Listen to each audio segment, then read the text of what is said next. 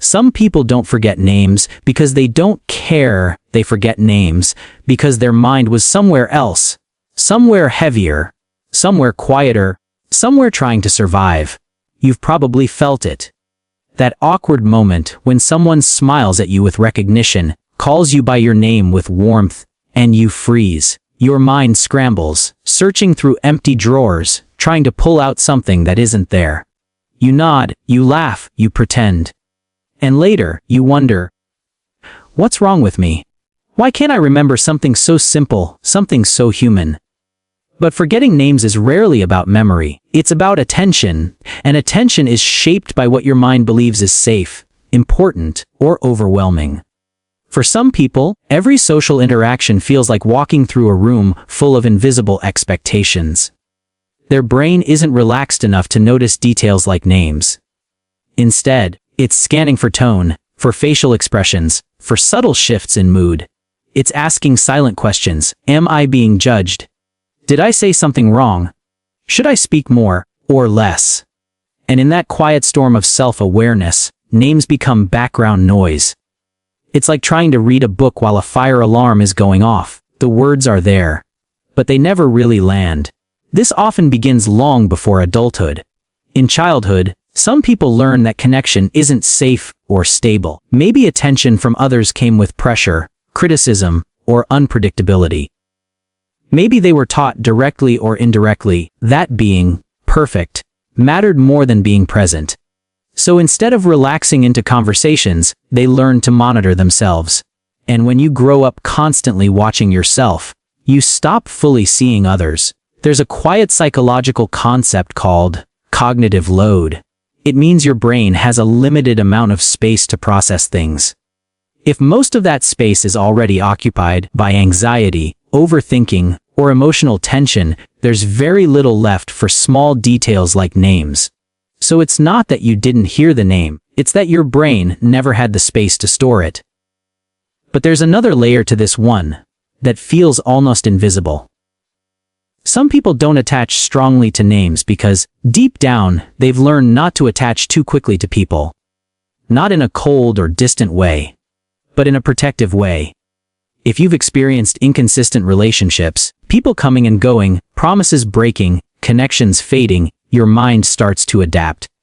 It stops investing too much, too early. And names are the beginning of investment. They are the first thread of connection. So your brain hesitates. It keeps things vague. It remembers faces, emotions, energy, but not names. Because names make things real, and real things can be lost. It's like holding water in your hands. If you grip too tightly, it slips away.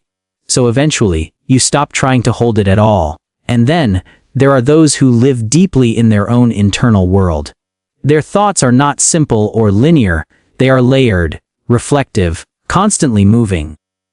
When they meet someone, they don't just register a name.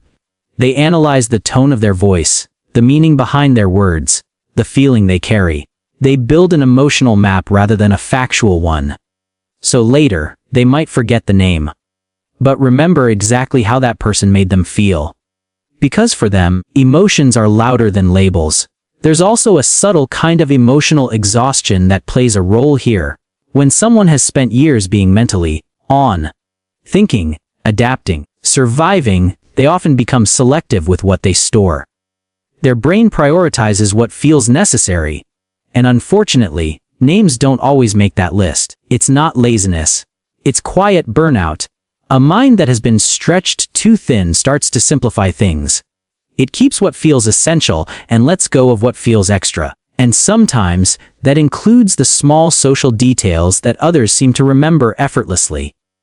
You might have even noticed this pattern. You remember names when you feel comfortable, but forget them when you feel anxious, distracted, or overwhelmed.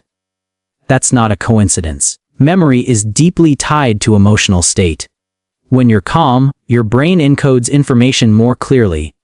When you're tense, it shifts into survival mode, and survival mode doesn't care about names.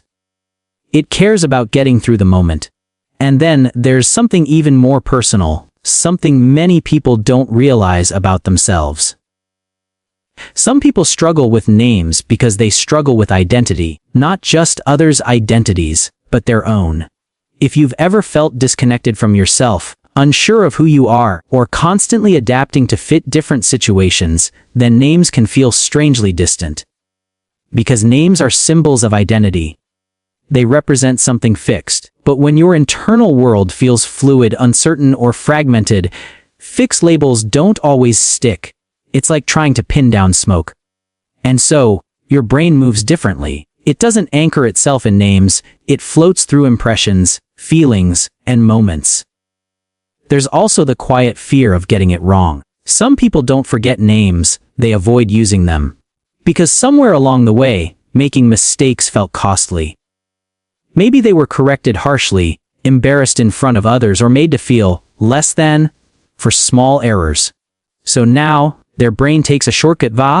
If I don't store it, I can't say it wrong. It sounds illogical, but emotionally it makes sense.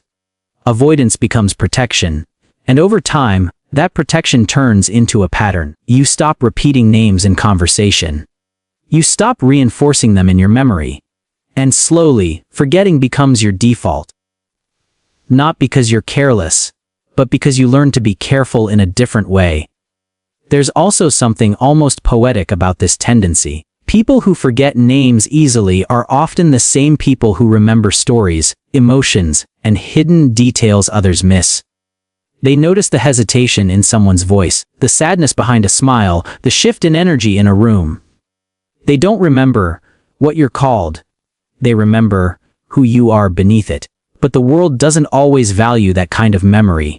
It values quick recall, social precision, the ability to label and categorize.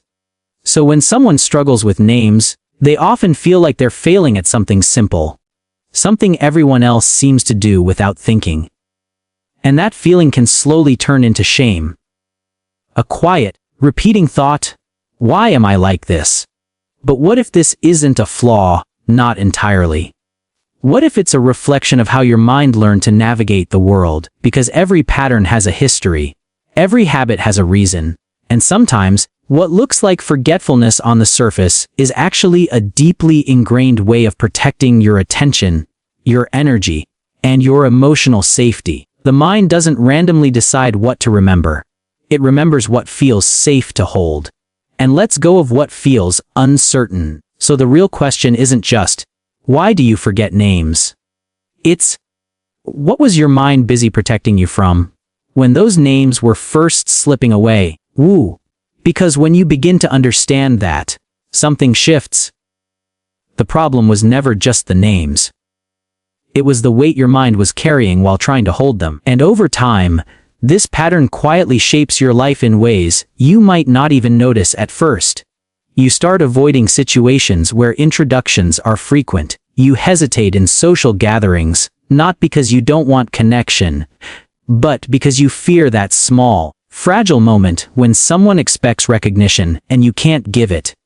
You replay interactions in your head, not the conversations themselves, but the gaps, the missing names, the almost remembered identities. It creates a subtle distance between you and others.